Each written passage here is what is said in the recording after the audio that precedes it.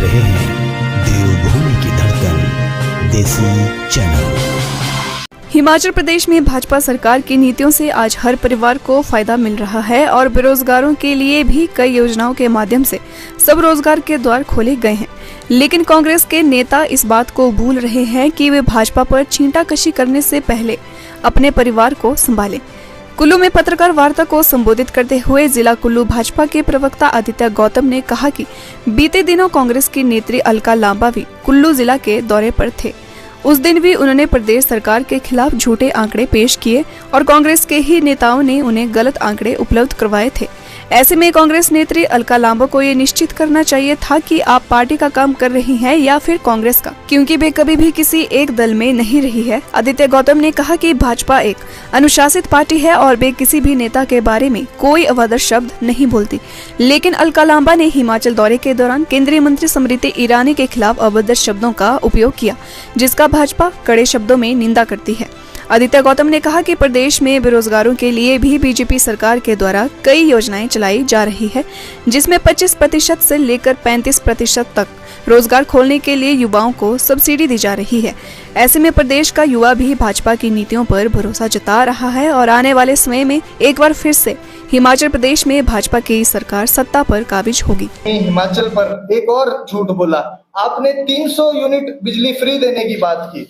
तो मोहतरमा, ये राजस्थान का एक बिल है, जहां पर आपकी सरकार है वहां तो आप 300 यूनिट दे नहीं पाए, आप हिमाचल में कैसे 300 यूनिट दोगे? आपका क्या रोड मैप है?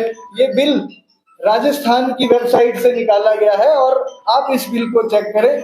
आप 300 यूनिट किस बेस पर हिमाचल में देंगे? हमारी सरकार तो 125 यूनिट धरातल पर उतार चुकी है, लेकिन जहां जहां आपकी सरकारें हैं आप वहां भी एक 300 यूनिट क्या 50 यूनिट भी नहीं दे पा रहे हैं ढंग से।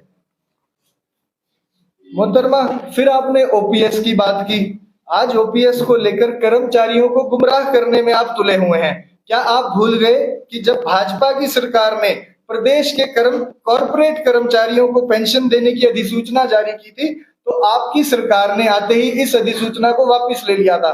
फिर जब कर्मचारी कोर्ट में गए, हाई कोर्ट में आप केस हार गए, फिर आप उसकी केस को आपने सुप्रीम कोर्ट में आपकी सरकार ले गई और वहां से आपने फिर कॉर्पोरेट कर्मचारियों की पेंशन बंद करवा दी। तो जो सबसे पहले तो जो अलका लांबा जी ने स्मृति ईरानी जी के लिए कहा सिलेंडर सिंबल, ये शोभा नहीं देती ऐसी बातें। हमारी पार्टी संस्कार युक्त पार्टी है, हम कभी भी ऐसी अनाप शनाप बातें नहीं बोलना चाहते।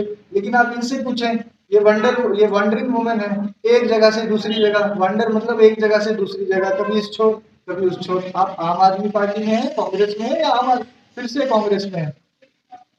तो इसके अलावा और ओपीएस के बारे में बात कही इन्होंने। ओपीएस की ये सरकार कैसे, आप सोचिए, जिस सरकार ने कॉर्पोरेट कर्मचारियों के पेंशन, हाई कोर्ट में केस हार गए ये लोग, फिर सुप्रीम कोर्ट में ये गए, जो भाजपा ने जो पेंशन कर्मचारियों के लिए, कॉर्पोरेट सेक्टर के कर्मचारियों के लिए घोषणा की थी, उसकी नोटिफिकेशन वापस कराई।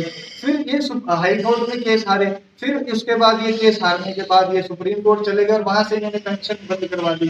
तो अलका जी, आप ये बताएं कि आज आप ओपीएस की पैरवी कर रही हैं, हमारी सरकार, हमारे जयराम जी, हमारे मुख्यमंत्री सच के साथ खड़े हैं। उन्होंने कहा कि मामला विचाराधीन है और ये भाजपा की सरकार ही है जो ओपीएस भविष्य में इसको ओपीएस को बहाल कर सकती है।